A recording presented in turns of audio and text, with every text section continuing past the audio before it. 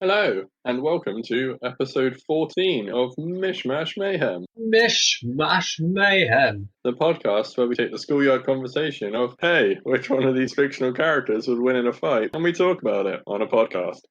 That's what this is. Really? Because I thought this was actually just a pair of exquisite shorts. I mean, it is also a pair of exquisite shorts, but Oh, that's right. well, now it's quite well, really. I mean, for every 2 episodes we have, because they're not particularly lengthy, it is a pair of exquisite shorts. So you're saying each episode is a breach? A breach or a brief. Yeah, that's the name of a single trouser leg. I mean, it certainly breaches into some categories of things. So yeah, why not? Cool. This is breach 7-2. Why 7-2? Well, because if it's episode 14, it's pair 7, leg yeah. 2. Got you. Breach 7-2. So I'm Chris. Oh, I'm Wade. I saluted, but you can tell that I do it every time. So yeah, welcome to Mishmash Mayhem. As introduced, we are Chris and Wade, and we're going to talk about some people, some fictional probably people having a fictional probably fight. We're going to go through. We're going to introduce our characters. First of all, we're going to go through the reigning champion from last episode. He's earned his Mish, he's earned his mash, his tasty squished potatoes. It's the Inquisitor. And then we're gonna introduce the new mystery guest for this week. I don't know who it is because I didn't get the clue. I couldn't understand it. Oh, I think it's a good one. Oh, I'm looking forward to it because you told me that apparently I'll kick myself or something, and I'll go, oh yeah. When you tell me, I'll be like, oh yeah. No. Well, maybe. I mean, I think you'll more be like, why the hell have you chosen that character? Hey man, I'm not judging who you like. Yeah, you haven't heard it yet. Well, fair enough. So yeah, we'll introduce our characters. We'll go through a little bit of background of who they are, what they do, why they do it, what they like, what they use, what they wear, what they can do, and what they will and won't do. I made that as awkward as possible because I like making things awkward. Focusing on weapons, armors, shields, insights, and all that jazzamaroo. Woohee! And then we're going to roll the definitely not patented Die of Death. The Die of Death. Die of Death to determine a location from a randomly generated, and by randomly generated I mean randomly assigned list of locations. These locations are currently very broad and vague, and when we roll it, we will then go into a little bit more detail about it, depending on how our mood is, and then we will discuss how we think a fight between our characters would go. Do you want to know something exciting?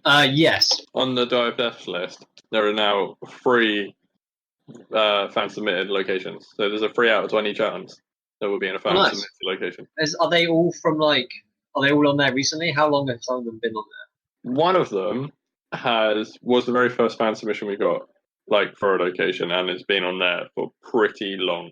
I want to say it came in around episode 4 or 5. It's been on there a while. Well, I'm sorry to whoever's suggestion that is or was. I can't. But it's a 1 in 20 chance, isn't it?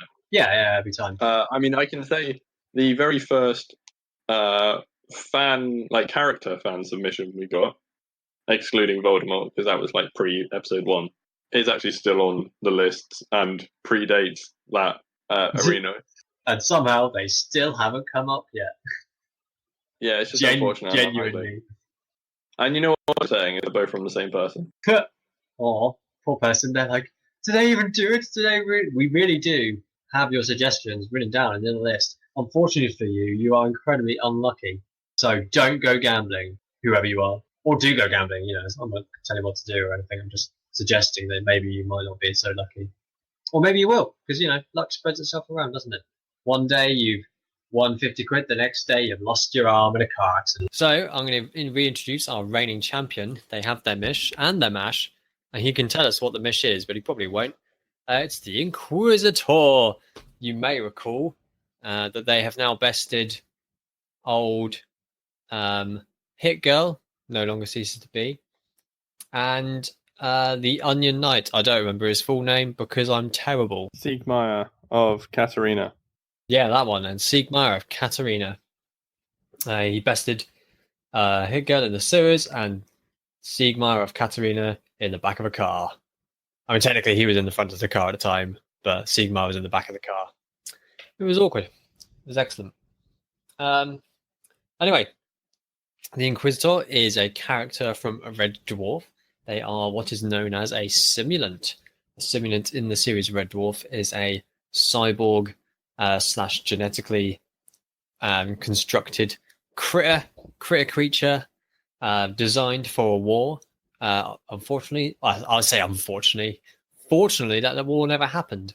And all these simulants, these kind of almost Terminators, if you will, they all went through a decommissioning program, but some of them escaped. And you know what happens to sentient beings who escape decommissioning programs to remove all of their life form? Well, I was going to say they don't like humans. Oh, I mean that too. But what in sci-fi does? Pass. Exactly. It's just the humans and the Vulcans, and then everything else saves them. Yeah. Yeah, it does. Good. As a rogue simulant, he is got an incredibly strong, mostly metal, but somewhat fleshy body as well. Able to resist what is known as bazookoid fire. It's almost the equivalent in the Red Dwarf universe of like an energy grenade launcher. Is the best kind of equivalent we could think about it as. What are some of the things that have been killed by bazookoid fire? The polymorph, which is just a fleshy blob of alien that can transform into any shape, has been killed by bazookoids. I don't know how often they use bazookas, to be honest. I think they've injured but not quite killed a siren with a bazookoid fire. And I don't know, they don't tend to come across many. Because I feel like in my mind they've used them a lot, but then maybe they didn't. I mean, like I kind of agree, but at the same time, I think it's just because they're really memorable episodes that they're in. Didn't they once like fight a mutant curry with them? Oh yeah. They did, yeah. And it wouldn't do anything to it, and then they cured it. They killed it with beer. The only way to kill a curry, yeah. So there you go.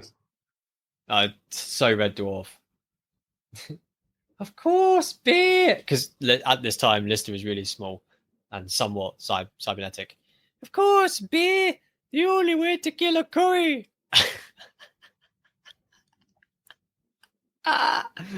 Oh dear! Why do we let me onto the show?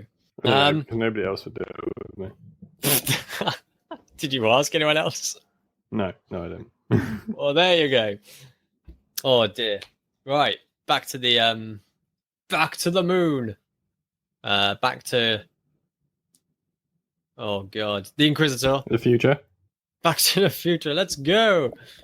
Back to the future, where this podcast was edited nicely and made sense. The Inquisitor, rogue simulant. He lived to the end of time.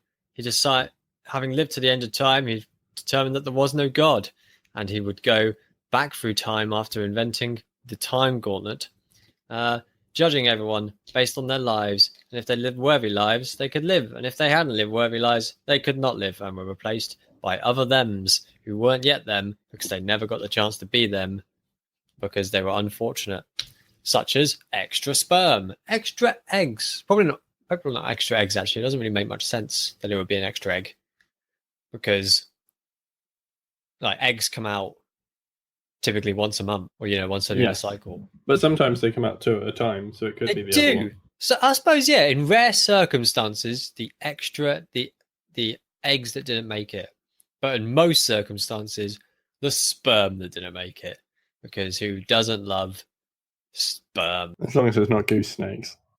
Oh god, goose snake sperm. Oh no, what a thought. Oh dear. So as mentioned, he has a relatively hard cybernetic body. It can withstand bazookoid fire. He also has the ability to regenerate. He can regenerate his limbs and his skeleton and all that jazz. This does not make him immortal or immune by any means. He can still take damage. You could go using nanotechs, and pretty much his only weapon is the time gauntlet. He doesn't run around with a laser beam or a sword or a chainsaw or a battery. He runs around with a a battery. I was looking at things on my desk. Not that I have a chainsaw. Wait, I was going to say a laser and a chainsaw. Not that I have either of those on my desk. But, just panning across. Oh, there's a battery. That could be a weapon. I mean, it could be. I think you're an idiot. Oh, yeah, you're probably right. Yep, he goes around with his old time gauntlet. His time gauntlet's attached to one of his arms. I don't know which one. And he points his old little finger at someone. Presses a couple of buttons, and an orange kind of beam comes out, surrounds them, and then he just goes and raises them from time. What a way to go! It's not a good way to go, is it? No, probably not. As discussed through our previous episodes, essentially he comes down to being quite a sturdy being who's quite slow and doesn't really have a huge amount of don't get me wrong, he's designed to kill things, but he isn't like a well-trained ninja, or he's not very dexterous. He's just going to kind of like walk around and try and go blip blip blip blip blip blip blip. And if he can't do that, well, then he's not got much going for him. That's the Inquisitor. Okay then. So I guess it's time to introduce the new person. Who is it? Is it Jeffrey Banks? Who's Jeffrey Banks? I mean, yes. The butler from Fresh Prince of Bel-Air. No, it isn't. That'd be random. Clearly, if you're going to have a Fresh Prince of Bel-Air character, you just have Uncle Phil, and he'd convince them that fighting is bad, and throw them out the house, and then he'd win. Or he'd do the old Lucille on it, like that episode where he totally MacGuffins a dude at snooker. He loses like 4 or 5 games in a row on purpose, and then he's like, "Oh, one more to win my money back, double money." And the guy's like, "Haha, yeah, all right." And he's like, "Bring out Lucille," and Jeff brings out Lucille, and then he like fucking ruins them. And there's a version of it to Giles' theme. I don't remember that, but okay. I mean, I only remember it because I've seen the version to Giles' theme. No. So the clue I gave last episode was that they are a bad guy in a video game and a good guy in a couple of films. Do you want to take a last minute guess? The T-Rex from Jurassic Park. No. When were they a good guy in the films? They're very much eating people. They save the people at the end from the Velociraptors. Yeah, I suppose so. Right, fair dues. But no, the character I am bringing today is Wreck-It Ralph. Oh, clever. Yeah. Clever clue. Thank you. Because pretty much since this began, I was thinking, wouldn't it be really funny to get like a kid's character on this to do a violent fight to the death? But then it turned out to be really difficult to think of a kid character that wouldn't just instantly lose in a fight. Are we picking people who won't lose instantly in a fight, or are we picking people we think are cool? Well, we are picking people who we think are cool, but at the same time, I feel like they need to at least have some way of being competitive. Well, that's fair. Yeah, that's a fair point. I don't want it to necessarily be like, I don't know, oh, look, here's some cute and adorable children's TV show. Oh, they're dead. Well, that was fun. This podcast is about 5 seconds long. Yeah. We should call it the 5-second podcast. Welcome to the 5-second podcast. Goodbye. But yeah, so let me tell you about Wreck-It Ralph. Ralph is predominantly, despite the fact he is a bad guy, is actually a good guy. Just because you're a bad guy doesn't mean you're a bad guy, to quote Zangief. Yeah, Zangief. Yeah, so basically that's kind of the whole story arc of the first film, although he is a bad guy who is inherently programmed to do bad things, he is actually a good-natured person who wants to do good things, and all he really wants is for people to appreciate him and be his friend. But just because of his job of being a bad guy, he is ostracized by the society of the people within the Fix-It Felix Jr. game. Bastards. I know. And it's just like, he just wants a friend. He just wants somebody to like him. Which leads to him going on a crazy adventure where he goes to all different games. By which I mean 2 other games. Yes, he does. Just to try and prove that he's a good guy and win a medal so people will be his friend. But obviously in doing this, he actually causes loads of trouble. He also fixes the trouble, though. He does eventually fix the trouble, yeah. But that's how a film works. There has to be a character who decides to do something which creates conflict. Indeed. So He does have the slight problem that although inherently he does want to be good, he is also a very emotional character, and his negative emotions somewhat are very emphasized again because it's typical of kids' films that is the case. So he does have quite a violent temper, which when you combine with his ability to wreck stuff and his sort of real strength can lead to him being quite destructive. And also, which is very much shown in the second film, he also gets very jealous, and which makes him sort of act out and be petty, which again can lead to quite destructive forces.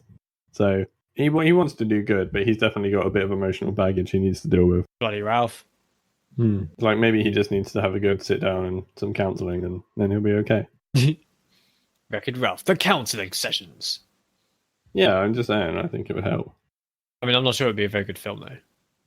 Oh, no, it would be awful. Which is a shame.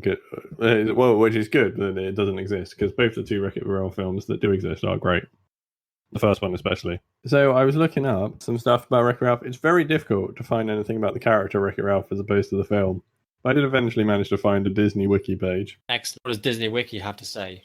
Disney Wiki seems to think that he has 5 powers. I would argue potentially 2 of them are the same and are the one power I would have said he has. But here we are. Let's read them anyway.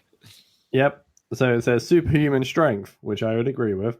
Yep. And it says Ralph is seen as having immense superhuman strength because he can lift objects many times his own size.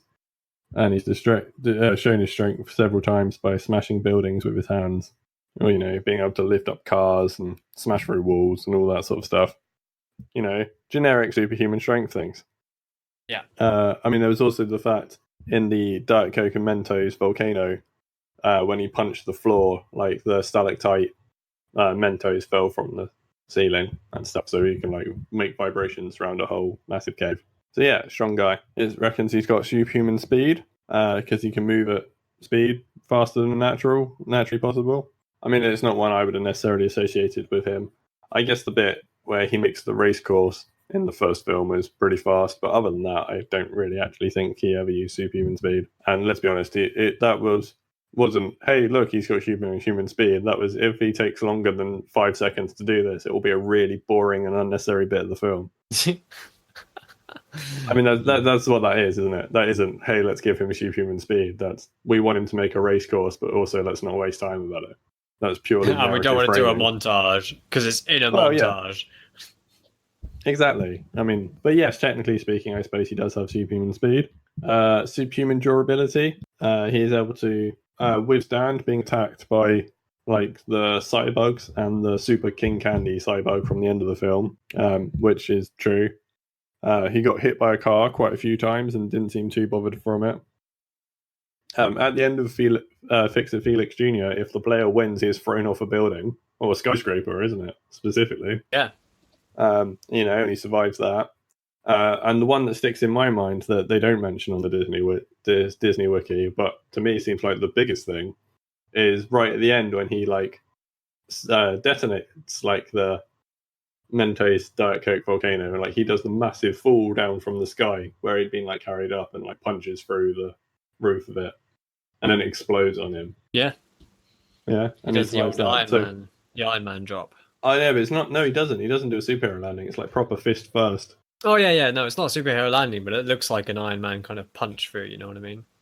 Yeah, I suppose so. I see what you're saying. But yeah, so yeah, he's very durable.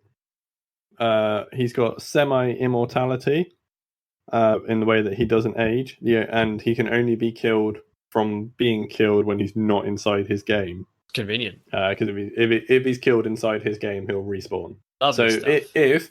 If the arena that comes up on the Die of Death is inside Fix It Felix Jr., he will win. By default. Because he'll respawn. Although maybe not. Yeah, I was going to say, old What's-His-Nugget doesn't kill people, he erases them from time. Yeah, I'll get on to that because I had some questions. I'll come back to that. Well, we'll discuss that in a minute, yeah. Mm-hmm.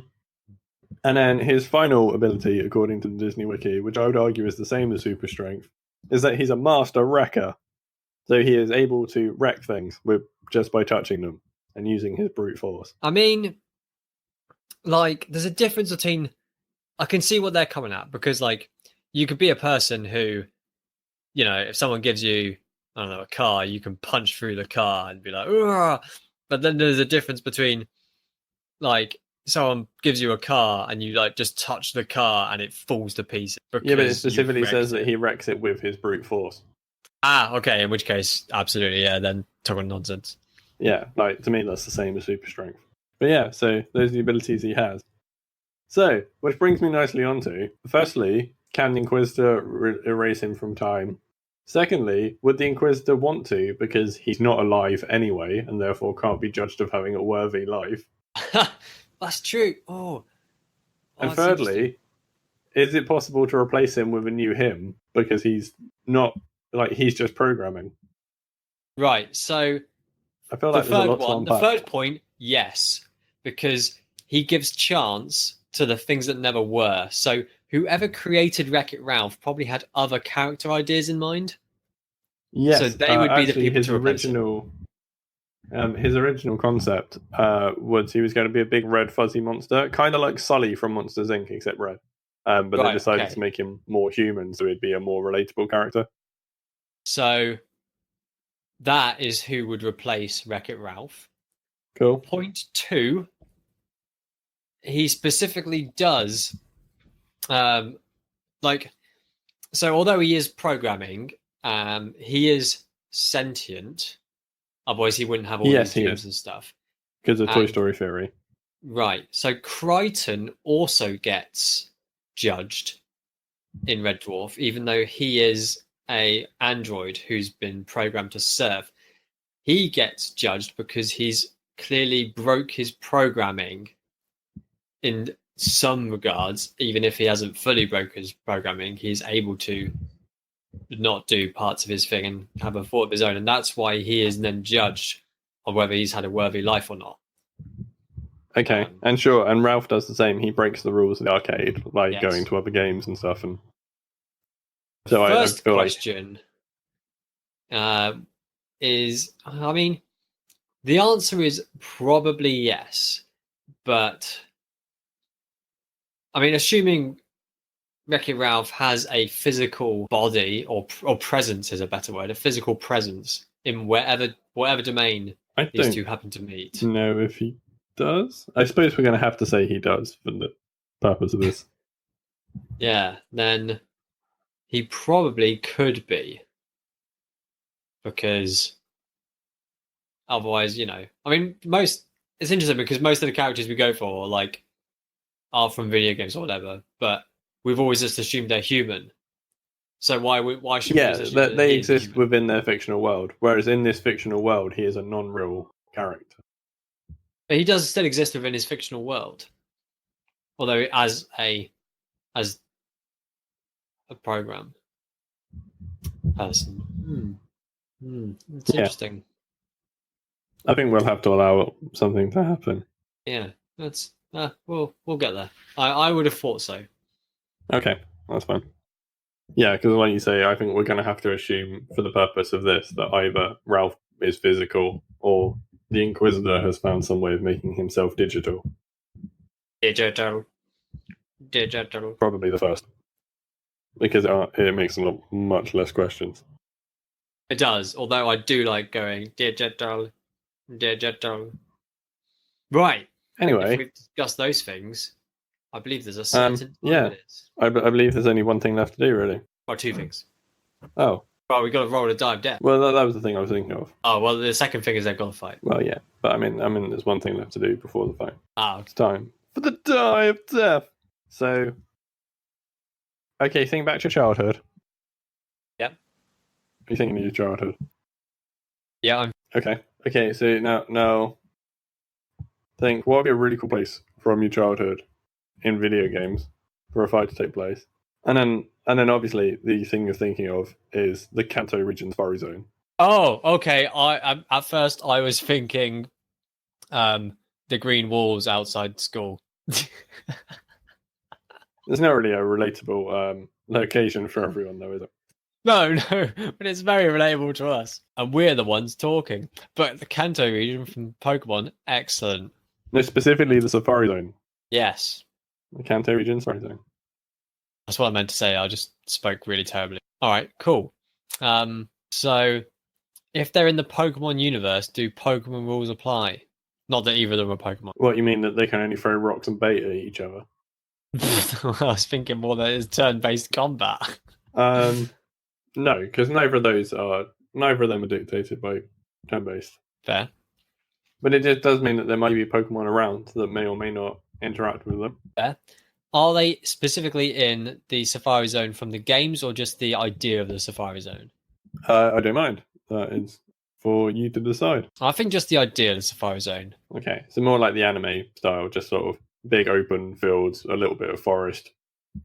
Yeah. Okay. You're kind of typical savannah. Yeah. With that means if it's going to be like the anime version, there will actually be many Tauros around. It won't take you for fucking ever to find one. Same with Kangaskhan, actually. Kangaskhan. Good, because I love Tauros. It's an excellent Pokemon. Chansey, still rare as dicks. Yeah, but I mean, who wants a Chansey? Only nurses. I mean, and also Pokemon Collect. Oh my god, right. So who's in the Safari Zone? Just some random Pokemon trainer that's being judged. Yeah, absolutely. Oh, maybe a member of Team Rocket who's trying to poach. And he's been judged badly and turned into a nice Pokemon trainer. Well, yeah, okay. like we shall call this person Gregory. I was thinking Gregory. That's so weird. That is really weird. Well, are you thinking Gregory because you went Rocket Grunt? Let's begin with G. No, well, I initially went James because of Rocket, and then I went, no, I can't call it James, and then I changed it to Gregory. Well, I mean, he's got to call Gregory now. Yeah. That's uncanny. Gregory is the Team Rocket guy. Well, he's going to be replaced with another Team Rocket guy who might not like Team Rocket or even be in Team Rocket. What about Gunther? Sure. Lovely. Yeah, so old Inquisitor's there. You have been judged unworthy. And then he gets converted into Gunther. You have been gifted the best something of all life. I'm kind of like Jigsaw, but not quite as bad, maybe. And then, like, Gunther, because he's a really nice guy, he's like a park ranger at the Safari Zone who stops illegal poaching. Yeah. I like him. Have you seen the new Weezing? No. What do you mean a new Weezing? It's ridiculous. Yeah, you know, like they did Alolan versions for Sun and Moon. Yeah. And they've done Galoran versions for Sword and Shield. And the new Weezing is just absolutely ridiculous. It's the sort of thing, like, it would be great if you were just going for, like, a pure comedy thing. Like, it looks like the internet being like, oh, well, this would be funny. That's incredible and I love it. It's awful and I would never use it, but it's hilarious. Right? And it's Fairy Poison, which is a really good typing. It's just the same, it's so ridiculous. That's really cool. That's absolutely... I mean, like, to be fair, it's hit the nail on the head with the theming, though. Like, that moustache and that giant chimney stack, I think is excellent. Wow, that's really funny. That must have got released, like... Well, it says it came out yesterday. It did come out like it's in the trailer. Which is why I didn't see it, because I was climbing. I don't know. Like I say, it doesn't look like it's an official Pokemon. It looks like a meme. It does, but I mean, that's excellent and hilarious. Actually, a part of me kind of wants one. I don't know. I just think I was already quite skeptical about Sword and Shield, and it's just made me even more skeptical. I quite like the Zigzagoon. That looks really cool. Because it's a badger. But the new evolution of Linoon they've made just looks like it's a member of Kiss. Oh my god, what the fuck is that? What? It's like a hyena fighter. What is it? What? Yeah, it's the new evolution of Linoon. It's mad. It's a member of Kiss. What's that weird mouse? So it's like depends on whether like the two versions of the same Pokemon. Because it gets hangry if you haven't fed it, and it becomes the evil one. And it's called Hangry Mode. It actually is called Hangry Mode. Right. I mean, it just upsets me. Wow. Anyway, in the Safari Zone, Ralph obviously jumps into a new game. Oh, next we're doing the anime version. I don't know. Ralph turns up because Ralph. Maybe he's there to wreck something. To wreck Team Rocket's plans. Like it. Team Rocket have built some sort of Pokemon stealing contraption, and he's going to go wreck it. I'm going to wreck it! I mean, honestly, that has happened. Yeah. I mean, they've built a lot of Pokemon stealing contraptions. Yeah. So Ralph's there wrecking it, proving he's a hero. He's a good guy. Yeah. I'm proven I'm a hero. So maybe that's it. There's like a massive explosion of him wrecking this thing. The Inquisitor looks over, through the smoke, sees Ralph and is like, you're the person that must fight. And Ralph's like, I'm going to wreck it. And then they have a fight. And it's great. I'm going to wreck. Wonderful. Right. How far away are they? I suppose a reasonable distance, but not super far. Right. So the Inquisitor, he's there. He sees Wreck-It Ralph. He's like, you have been judged unworthy. I don't know whether he's been judged unworthy. He's just presuming he's been judged unworthy. Well, he judges them kind of in a metaphysical time thing, so maybe he probably has been judged. So you will, and also I must defend the honor of Matt Wade, who has been bullied. Prepare to be erased. Like starts making a move towards what's his nugget? Wreck-It Ralph. I mean, if they're going to fight, really, Ralph's not got much other than, I mean, he's got really giant hands. So he does have giant hands. Yeah, apparently the reason he's got really big hands and feet is so he looks like a 80s video game character, because they had big hands, feet, and head, because that was all you could animate with the sprites in like 8-bit. That makes sense. But yeah, so he's got massive hands and he's super strong. So I feel like he's just going to run up and try and punch the Inquisitor in his stupid face, because there's not really much else he could do. Like, bam, punching him in the face. So he runs up and he's not. Apparently, he's got super speed. Yeah, who knew? And he comes up and apparently he's got super speed and gives old whacker nugget on the face. Damn!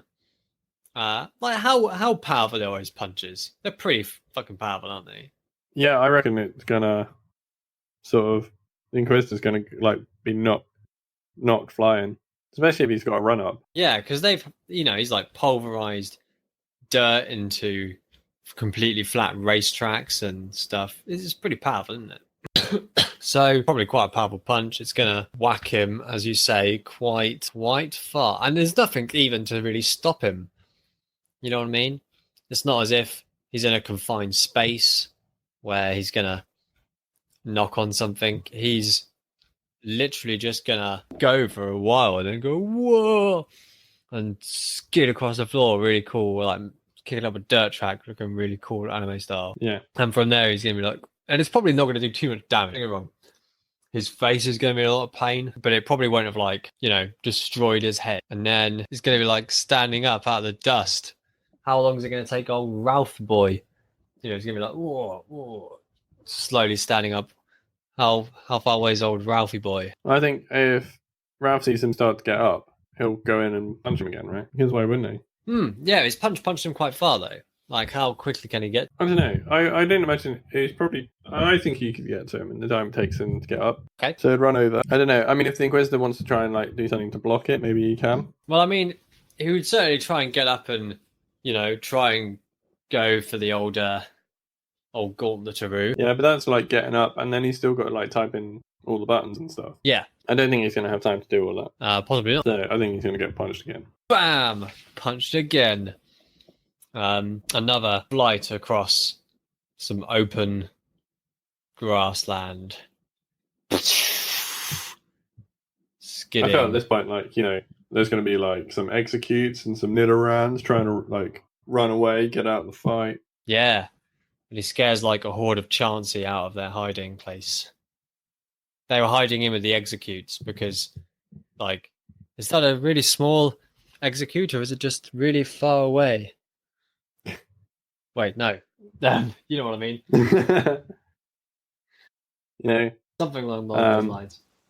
I think all like the fact that Team Rocket were already there and now there's fighters taken out, there's probably going to be some Officer Jennies on their way. Officer Jenny, oh no. I think like we need to bear in mind that this is a protected area. Like, I feel like the scenery is going to come into play soon. Well, I mean, it's going to take them a while to get there, though, surely. I mean, they'll hear like, have you heard there's riots going on in Area 3 of the Safari Zone? And then they've got to get there. Although I suppose they could ride Rapidash in. But that's another story. I imagine the local... I mean, there's probably Safari Police on fairly okay standby, isn't there? But anyway, Old Inquisitor is going to be... This time, he's tried to get up once and then go for the Amaru. So this time, learns from mistakes or failures. Instead, just gonna, recuperate himself on the ground and then kind of aim up. You know what I mean? You know what I mean? Yeah, so he's on the floor. So he's planning to sort of aim from the floor as Ralph comes over. Yeah, so as a recoup, just in case it cut out or something.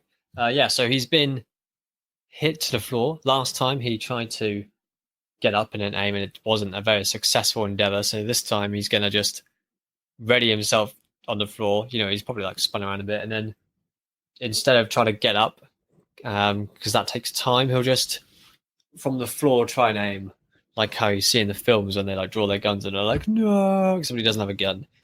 He has a with a glove. Yeah, he has a glove. He bought a glove to a gunfight, except Wreck-It Ralph doesn't have a gun either. No. Well, Ralph's not clever. So he's thinking, so far, this running over and punching thing is working. So he's going to...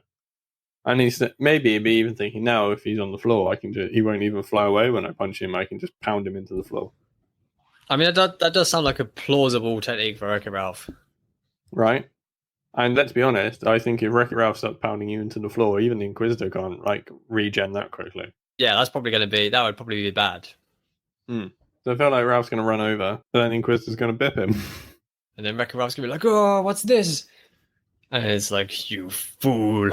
You were a fool. I don't know, but then roll for random encounter of Herd of Taurus. Okay, what are the chances? Odds and evens. I mean, this does happen a lot in the anime. This isn't just out of nowhere. I mean, it is out of nowhere, but it makes sense within the canon. Right, okay, let's do heads or tails then. I feel like because Taurus have a lot of tails, tails is Taurus. Tails for Taurus, absolutely, so on board. It's tails. Cool. So, can I just ask, what happens if something gets in between, crosses the beam, so to speak, goes in between the two of them? Not displayed. My assumption would be because you are connected to the dial. I'm just thinking back through episodes of Red Dwarf in my head. I'm pretty sure that most of the time when they're in there, yeah, I think once he's got them, that's bad. But if the Taurus ran over the Inquisitor, and let's be honest, they're going to run over all three of them because it's hilarious, then he's probably going to have some miscellaneous and unfortunate button presses, which will be advantageous towards old Senor Ralph. Okay. Because I believe that they are just contained in that bubble, okay, even without a direct line of sight. But I'm not 100% on that. So, but yeah, so he's like, you fool, you are so foolish. And just as he goes, a herd of Taurus from the left, from the right, comes streaming through the area. And it makes sense, really, because, they've riled up the Pokemon in the area by being punched around a lot. Well, that's it. I was sort of thinking the small Pokemon will run away, but the big Pokemon might start trying to defend their territory. Yeah. Stampedes along,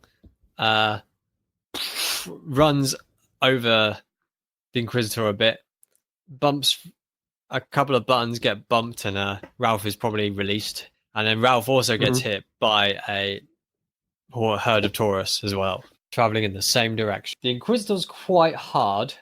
Don't get wrong. People get trampled to death by cows every day. I'm not sure that's true, but people do get killed by cows a lot. But equally, I don't think it's gonna do much damage to him, because at the end of the day, it is just a herd of heavy cows. Sure. My question would not be how much damage has it done to the Inquisitor, but how much damage has it done to the Time Gauntlet? Oh, good question. That is a good question. Because, I mean, if he's lying on the floor, and if we say, I'm trying to think, Ash caught 20 Taurus in a herd, Yep. So if we say there's approximately 20 to 30 Taurus, yep, stampeding through, I'd reckon at least 5 of them are going to tread on him. Yeah, no, that's a fair point. I hadn't considered the Time Gauntlet. I should have said Time Gauntlet with more flair, shouldn't I? Try again. Time Gauntlet. Was that bad? Time Gauntlet. I think it was. You can keep that take. Sure. I might keep both. Just Excellent. Yeah, that it's probably gonna suffer some damages. I mean, it is, like probably a sturdy gauntlet, but at the same time, if you had, although they're not going to do much damage to him because he's quite large, a gauntlet is thin comparatively. It goes around a hand. And it's mostly computerized, and I think if you stamp on a computer, like if a human jumps on a computer, let alone a fucking Taurus. Yeah, with hooves. So yeah, who knows how to be stomp? Significant damages to the older time. I don't think it would be like crumbled into like dust. I think it would still be on the dude's hand, but it would be like cracked and might have some misfires. But how's Ralph going to fare with being crushed by a herd of Taurus? I mean, he's going to be bad at it. But again, where he's sort of super durable and stuff, I feel like he'd be feeling a bit sore, but he'd probably be ultimately okay. That's true. I mean, he is a very, by his nature, a cartoony character who can withstand quite a lot of stuff. So they're probably going to... I imagine that whereas the Inquisitor would have kind of stayed almost in situ, maybe rolled a bit, Wreck-It Ralph would have probably gone a bit further because he was upright at the time of impact, whereas the Inquisitor was already on the floor. He might have been knocked clear rather than trampled. Yeah. So he's probably gone and got knocked ashy some way, and then the Inquisitor is been trampled on, and his really cool skull mask is cracked or something, and it's unfortunate because it's really cool. And he's like getting himself up, like all dazed, and doesn't know where his thing is, and he's probably just like tapping his gauntlet to try, see if it works, and it's like, oh, and there's like sparks coming out of it. Yeah, and this is the tool he's used for his life's work. He's gonna be pissed. Yeah, but he's gonna be weaponless. Yeah, he is also gonna be weaponless, but he's gonna be pissed. Okay, so he's sort of pulling himself up after being trampled, like Ralph sort of like wiping the dust off himself. What is Angry Inquisitor gonna do? Well, that's a good question. I feel now because at the end of the day, he is made of more, like some metal and stuff. I feel that his best bet, from his point of view, he doesn't know what Ralph's like. If essentially he's just like, oh, I've been punched by this big human. And how do I kill humans? By punching my hand through their chest, because my hand is made of metal and they are not made of metal. So he's probably going to try and get Ralph into some kind of grapple. This is probably, it's like his plan, where he can then just like punch through his flesh. Because at the end of the day, he is a cyborg designed for fighting. He doesn't necessarily have any weapons on him other than himself. But I mean, if I was in a fight with a Terminator that didn't have a weapon on me, I would lose that fight. Yeah, because he's a big metal man. Because he's a big metal man. I mean, obviously he's also part other stuff, but that I believe would be his kind of like, that's his new game. Okay. So he's just essentially going to go into a fist fight. Yes. And therefore I don't think he's going to run, but he's probably going to like quickly advance, go to quickly advance towards Ralph and Madubary. Okay. I mean, I imagine Ralph would see him coming. I would have thought so. Yeah. And then Ralph would go to meet him. If he's going to run at Ralph would run at him. They'll both try and punch each other. Rocky style ending. Rocky style ending. Except there won't be an ending because, I mean, don't get me wrong, Ralph will get hurt because, like you say, it's a big metal punch. But as we already know, Ralph can punch this guy for a good sort of 10 meters. Right, so are we saying that they literally go to punch each other and they literally punch each other in the faces at the same time? Oh, yeah, absolutely. It's going to be great. Oh, it's going to be really cinematic, probably in slow motion because... Yes, as suggested, this punch is probably going to hurt Wreck-It Ralph a lot, but because his punch is going to push the Inquisitor away so much, it probably wouldn't like penetrate his face. No. Phrases never to say again. Actually, how tall is the Inquisitor? Is he like normal person height? Yeah, probably like a tall person height, but not like a super. But if he's like normal person height, then Wreck-It Ralph is probably like a head and shoulders above him. So it might be quite hard for him to have punched Ralph in the face. Okay, so maybe he would have gone for the stomach then. Yeah, but Ralph had punched him in the face. But the same logic applies. Yeah. Because this punch is definitely going to boost the Inquisitor some distance, his punch won't have time to penetrate squishy flesh, and therefore won't penetrate squishy flesh. But it will hurt. So the Inquisitor probably gets smacked down and skids along the ground again. It's like, "Roar." And old Ralphus takes good old punch to the gut. If only he'd punched his crotch, because that's the weakness of all video game characters and cartoon characters. But he didn't, because crotches have bones. There's a big pelvis there. It's harder to punch through pelvis than it is through stomachs. So yeah, what's going to happen to Ralph? Is he going to be, obviously he's in pain. Is he going to like fall over or kill? I don't think he'd fall over. He'd do like, you know, like the really big over the top cartoony, oh, I've been winded, like the I can't breathe. Yeah. Yeah. He'll probably do something like that. All right. Now, before, when he'd punched the Inquisitor, he'd had time to obviously walk over just as the Inquisitor was getting up. But this time the Inquisitor will probably be able to have time to get up, although even though he's going to be slow at getting up because he's been punched like 3 times now and trampled by a stampede of Taurus, he's probably, because he's made of metal in most places, got somewhat better resistance than Ralphie. And I don't necessarily mean like in terms of durability. I just mean in terms of like, you know, he's probably able to stand up a bit better than Ralph is recovering. And what are they going to do? They're just going to come at it again. It's like the clash of the immovable force. I don't necessarily think they would, because okay. I think the Inquisitor is probably feeling pretty worse for wear at this point. Yeah. So would probably spend some time to do his regenerating. Yeah. I mean, or use his nanobots to repair internal damages. Yeah, that's fair. I mean, he probably would have some internal damages to his organs. And I think Ralph would be like, well, I don't want to be punched again because that really hurt.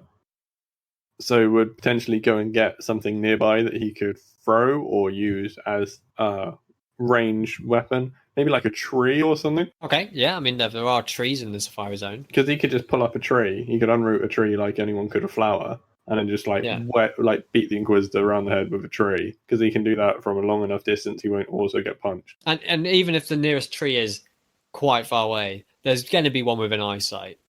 And also, he's allegedly got super speed. Right. I was going to say, even if he doesn't, the Inquisitor isn't going to be able to catch him up on foot. No. And doesn't have a time gauntlet to shoot at him anymore. Right. So even in a hypothetical scenario where there isn't a tree close by, Wreck-It Ralph is going to be able to go over to that tree, uproot the tree, and come back at least to mid-range, depending on whether he wants to throw that tree or use it as a weapon. I think he'll use it as a club. Okay, fair. Before the Inquisitor's even kind of like recuperating, finished his, doing his internal organ nanobot business while watching Ralph and kind of like getting ready, but won't have actually even approached him at all. No. So essentially, Wreck-It Ralph's gone off to a nearby tree, but not like so far away that it's like, oh, bye, and then, just like, well, I've got to get a tree. And that the Inquisitor's been kind of like just holding his ground, just doing a bit of old internal repairs. And then Wreck-It Ralph's going to come running at him with a tree. Yeah. Right. How big are the trees in the Safari Zone? I think they're, I don't know, tree size. Really big trees. I don't know. I think that Wreck-It Ralph's going to run at him, going to swing to hit him with the tree, but just before the tree makes contact, there's going to be like a shout of like, hey, stop what you're doing, and he's going to not hit the guy with the tree and turn around to see like Safari Police. Safari Police. You reckon he would stop on that? Like, hey. Actually, I think he absolutely would, yeah. Because he's a good guy. He is a good guy. So he'd stop, and they'd be like, Safari Police, you shouldn't be fighting here. Meanwhile, the Inquisitor is not going to stop. No. No, in fact, he's going to be like, whoa, he's stopped, and he's going to go for another, like, grab. Instead of just, like, a punch, this time he's going to try and, get an arm round him. Doesn't matter how.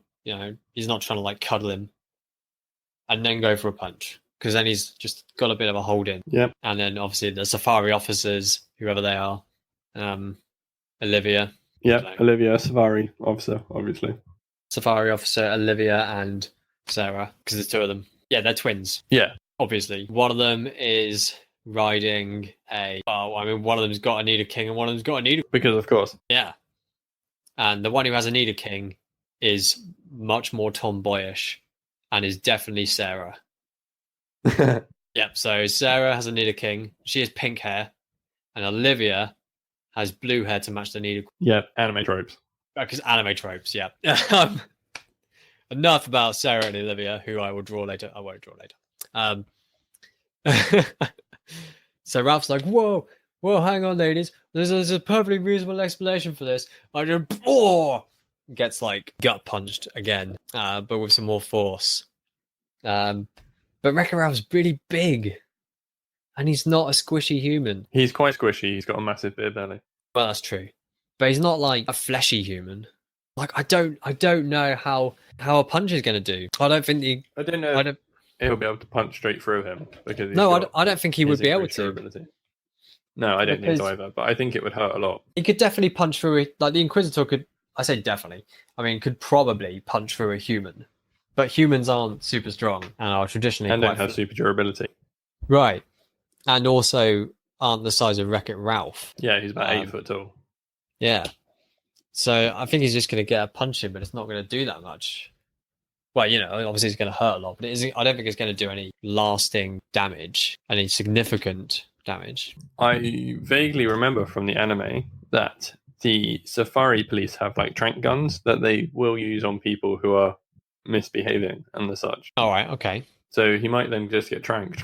Would Wreck-It Ralph also get tranked? Do you reckon they'd Possibly shoot not, both because he has stopped and complied and then been attacked. But do you reckon he would, having been attacked before Olivia and Sarah, Safari officers, shoot, would he like instinctively retaliate with his giant tree baton? I don't know. It depends how hurt you think he is from the Inquisitor's punch. If he would just drop the tree bat. That's a fair point. He probably is going to drop it. You're probably right. In the cartoonish way, he'd probably be like, "Oh," and drop his tree. You're not wrong. So, quiz the punch. Wreck-It Ralph drops the tree and is like, "Oh." Do these police officers have tranquilizer guns? I think so. I can't remember, but I'm sure they did. This is a really in-depth thing to try and find, which I don't think I can find. Potentially then, ignore the idea of tranquilizer guns. The fact that they've got a Nido King and a Nido Queen, they can go and restrain the Inquisitor. I mean, do you think he could, I don't know, keep them away from him? I mean, surely they'd use Pokemon moves though, right? Because, I mean, it's well known that in the Pokemon verse, people can survive being hit by like Fire Blast and they'll just launch into the sky and then land completely unscathed. Yeah, or probably like Bulldoze or Thrash or something. I mean, do you not think they'd go for something a bit, like, these are probably high-level Nido Kings and Nido Queens. They've probably got, like, Ice Beam and Fire Blast. I mean, okay, yeah, I suppose an Ice Beam would sort of freeze him and keep him in place and stop him misbehaving. Misbehaving. Well, that's essentially what they're trying to do, isn't it? Is stop the fighting in Safari Zone. Oh, yeah, no, it's just a really funny, tame word for, like, fighting to the death. Okay, I've just found. So, I mean, it doesn't say it's a tranquilizer necessarily, but when Brock, Ash, and Misty first reach the Safari Zone, a man tells them to keep quiet because they're making loads of noise, and Ash goes, "Hey, what's the problem?" And the man pulls a gun on him. So they definitely have some weapons. Okay. But that's fine. And he's the Safari Zone warden. So the Safari Zone wardens do have weapons. We all know that Ice Beam has a 1 in 10% chance, a 1 in 10% chance, a 1 in 10 chance of freezing. We do know that, right? Yeah. Right, good. 10. Not a 10. So I reckon fire an Ice Beam at the Inquisitor. The Nido Queen's got Ice Beam, obviously, because Nido King would obviously have Fire Blast out of 2. Sure. Doesn't freeze. I mean, it is cold and brittling. Ooh, that's my Ice Beam noise. It's not very good, but I tried. I'm daily loving my Ice Beam noise. No, it's good. It's better than I could do. It's very... we can tell that you're a Pokemon Stadium player. Yes. yeah, indeed. Blasts around him, kind of makes him a bit more frigid. How, like, because Wreck-It Ralph's a good guy, not a bad guy, even though he's a bad guy. But is he opportunistic, even though he's not a bad guy? I don't know. I mean, Because I mean, especially while he's like all iced up, he could just shatter him, couldn't he? Just a big punch. And Well, I'm not talking like T1000 shattering, but he is certainly more frigid and less mobile, and etc. Yeah, I feel like Ralph would be conflicted between his duty to his hero's duty to beat the Inquisitor and his want to do what he's told. I suppose he does often break a lot of rules to do the things he wants to do. He'd probably like have his internal kind of like indecision/decision moment. Yeah, and then it probably just punch the Inquisitor. Yeah, maybe pick the tree back up and hit him with it. I don't think he would pick the tree back up. I think he'd be kind of like thinking like, oh, I've got to do this because I'm inside this other person's. He effectively thinks he's inside their game, but it's like at the same time, that shiny medal. Yeah, well, not even that shiny medal, just Chris's friendship from stopping him being bullied, and also a shiny medal. Shiny medal. Yeah, I think he's then just gonna like get his anime trope moment of motivation and just be like, and just start punching the somewhat less reactive Inquisitor. That would be my guess. Yeah, no, I would think that would happen. And he's just going to carry on punching. The Inquisitor hasn't really got many weapons and is on the floor. I do think Wreck-It Ralph is also going to get a fire blast to his back.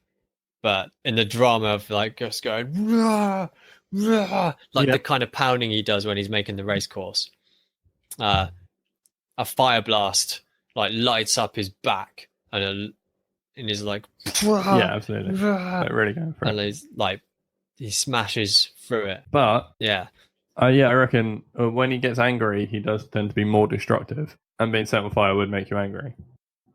Also, although again, it would be very painful. I think he'll survive it. I think he'll admittedly a Diet Coke because he'll be in that kind of like nonetheless. That moment, he'll like go through the pain, just carry on going, and be smacking down on the old Inquisitor until he's until he Inquisitends. Fucking garbage, and I loved it. But yes, that is what I think would happen. And then he promptly gets arrested by the Safari Zone police. Yeah, but I mean, who cares about that point? Yeah, so I think that's what happens. What are your thoughts on how the fight went? I mean, do you think there would have been a way the Inquisitor could have won it? I mean, if he hadn't got hit by a Stampede-Taurus. Yeah, or even if it'd been upright when it happened. I mean, but that's part of the nature of being in the Safari Zone.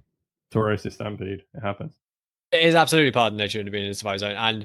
And to anyone who thinks that, like, oh, that's just some, like, what's the word? Arse pull to make the fight last longer. But, I mean, you watched the anime and you know that and also, yes, it was slightly. Yes, it was. But it was slightly. But we did roll it on a 50-50. And it also made perfect thematic sense, which is why we had to do something to distinguish it from being a field. Yeah. So I think it fit perfectly in there. But unfortunately for the Inquisitor, it didn't play on his side. No. Interestingly, I think if the Inquisitor had faced many opponents who had intellect in that arena, he would have lost as well, assuming that they had some degree of ability to actually destroy/kill him. Yeah.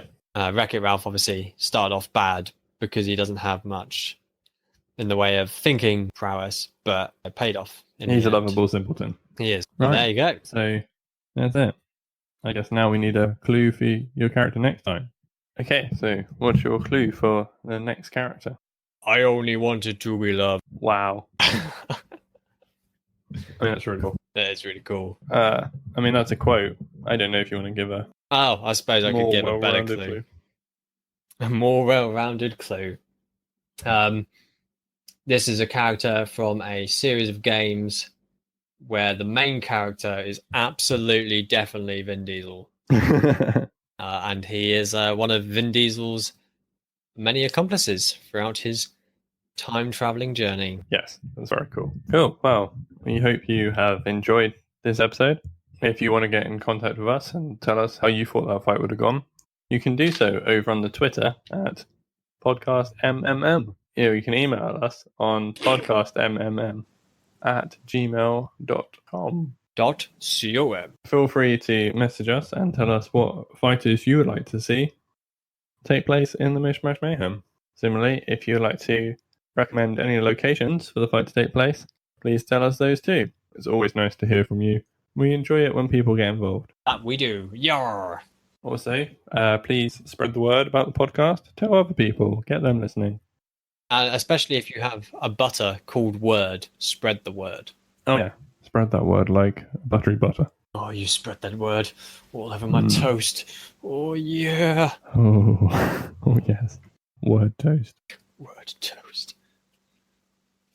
Remember, we've been part of the TTSS Productions that you can find on tinkertailorsoldiersponge.com. There are many other podcasts that are fun and entertaining. They reek of fun and entertainingness. What does fun and entertaining smell like? Smells like a TTSS podcast. Fair enough. The smells of microphones and cocktails. Yes, there you go. It smells of microphones and cocktails. Have you got any final thoughts you'd like to say before we go? My hand really hurts where I smacked it on a wall yesterday. All right then. Thank you all for listening. Bye. See you all late. Yeah, I forgot what my catchphrase was. I mean, it's normally catch all lates, but see you lates is fine. It's so easy to remember. So hard to remember.